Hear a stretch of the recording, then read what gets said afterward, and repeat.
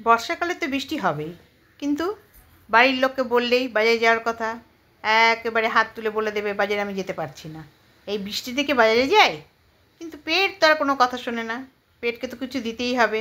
সন্ধ্যা লাগলেই মনে হয় কিছু ভাজাভুজি খাই। কী করব ভাবতে ভাবতে দেখলাম সবজির ঝুড়িতে কতগুলো পেঁয়াজ পড়ে আছে।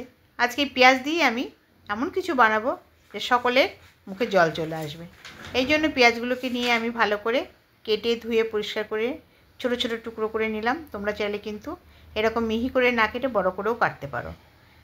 আমার মনে হয় মিহি করে কাটলেই বেশি ভালো লাগবে। আর ঘরে থাকা সব উপকরণই কিন্তু আমার ঘরে ছিল, বাইরে থেকে আমি আজকে কোনো কিছু কিনে আনতে পারিনি বৃষ্টির জন্য। এরপরে ছিল ধনেপাতাগুলো বেশ একটু হলুদ হলুদ হয়ে গেছে, সেখান থেকে বেছে খানিকটা ধনেপাতা দিয়ে দিলাম। আর দিয়ে দিলাম কয়েকটি কাঁচা লঙ্কা। লঙ্কার যা দাম বেড়েছে কম করেই দিলাম। এরপরে দিয়ে দিলাম আদা গ্রেট করে। আদাটাকে আমি থেতো আর করিনি, তোমরা চাইলে থেতো করতে পারো কিংবা কুচি করেও নিতে পারো। আমি এইভাবে গ্রেটারের সাহায্যে ভালো করে গ্রেট করে দিয়ে দিলাম। এরপরে আর কী দেবো ভাবছি, কিন্তু ঝাল ঝাল টকটক কিছু করতে গেলে সমস্ত উপকরণই তো লাগবে। তার জন্য দিয়ে দিলাম খানিকটা লঙ্কার গুঁড়ো, আর দিয়ে দেব স্বাদ অনুযায়ী জিরের গুঁড়ো,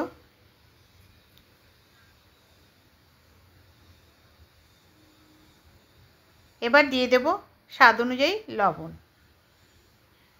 আর দিয়ে দেব হলুদ,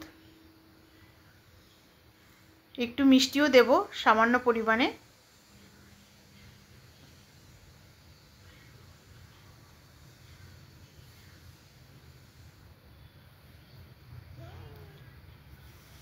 আর আমি ঘরে তৈরি করে রাখা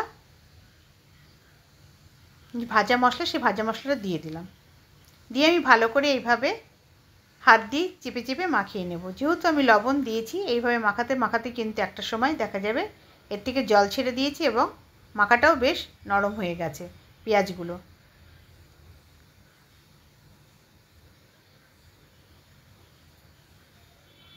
এইভাবে খানিকক্ষণ মাখিয়ে নিলেই কিন্তু বেশ নরম হয়ে যাবে পেঁয়াজটা। তারপরের ধাপে কিন্তু আমি পরে যাব, কারণ প্রথমটা এটাকে আমাকে ভালো করে মিশিয়ে নিতে হবে সমস্ত উপকরণ। বেশ মাখা হয়ে গেছে। এরপরে আমি দিয়ে দেব বেসন 1.5 কাপ মতন। তোমরা চাইলে বেসনের পরিমাণ কম বেশি করতে পারো, কিন্তু যেহেতু আমার পেঁয়াজি খাবো বলে পেঁয়াজের পরিমাণটা বেশি দেব, সেই জন্য বেসনের পরিমাণটা আমি এখানে খুবই কম দিয়েছি। এর সঙ্গে তোমরা কিন্তু চাইলে চালের গুঁড়ো ঘরে থাকলে দিতেও পারো, বা সুজি থাকলে সুজিও দিতে পারো, কিন্তু আজকে আমি কিছুই দেব না, শুধুই আমি বেসন দিয়ে এরকম পেঁয়াজি বানিয়ে নেব। এবার আমি ভালো করে মাখিয়ে নেব। যেহেতু লবণ দেওয়া পেঁয়াজ থেকেও জল ছেড়ে দিয়েছে, সেই জন্য আর আমি বাইরে থেকে কোনো জল ব্যবহার করব না। এইভাবে হাত দিয়ে মাখিয়ে নিলেই বেশ মাখা মাখা ভাব হয়ে যাবে। খানিকক্ষণ সময় লাগবে, কিন্তু খেতে কিন্তু বেশি ভালো লাগবে। জল দিলে বেশ নরম হয়ে যায়, তখন আর মচমচে ভাবটা আসে না। এই জন্য আমি জল ছাড়াই বেশ ভালো করে মাখিয়ে নিলাম। মাখানো আমার হয়ে গেছে। এখানে আমি 2-3 মিনিট রেখে দেওয়ার পরে চলে যাব কড়াইতে। কড়াইয়ে আমি পরিমাণ মতন তেল দেব।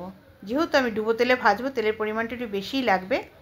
তেল দিয়ে তেলটা গরম হয়ে গেলে ওই মাখানো পেঁয়াজ থেকে অল্প অল্প করে নিয়ে চ্যাপ্টা চ্যাপ্টা করে বড়ার আকারে শেপ দিয়ে নেব।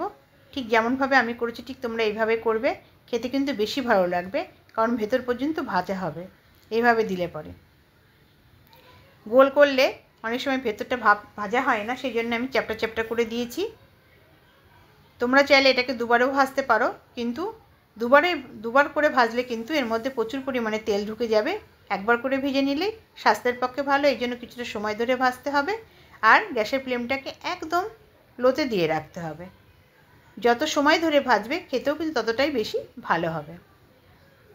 এইভাবে আমি হাতে সময় নিয়ে ভাজতে শুরু করলাম।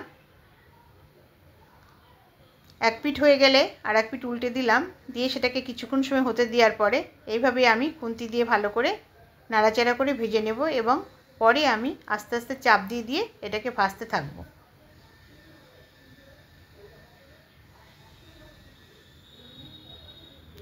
খুন্তি দিয়ে এরকমভাবে চাপ দিয়ে দিয়ে আমি ভেজে নিলাম।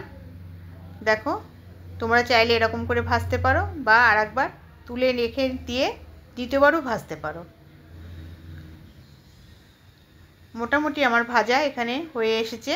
এরপরে আমি বেশ ঝাঁঝরি হাতা দিয়ে সমস্ত তেলে ভাজাগুলোকে তুলে নিলাম, নিয়ে আমি পরিবেশন করার কাছে চলে এলাম। সঙ্গে টমেটো সস দিয়েছি। আমার তো মনে হয় এরকম ভাজার সঙ্গে কিছুই লাগে না, শুধু 1 কাপ চা হলেই কিন্তু সন্ধ্যার স্ন্যাক্স রেডি হয়ে যাবে। তোমাদের কেমন লাগলো বলো। যদি ভালো লাগে তাহলে লাইক, কমেন্ট, শেয়ার করো। আর এখনও যারা বন্ধু হওনি তারা বন্ধু হয়ে আমার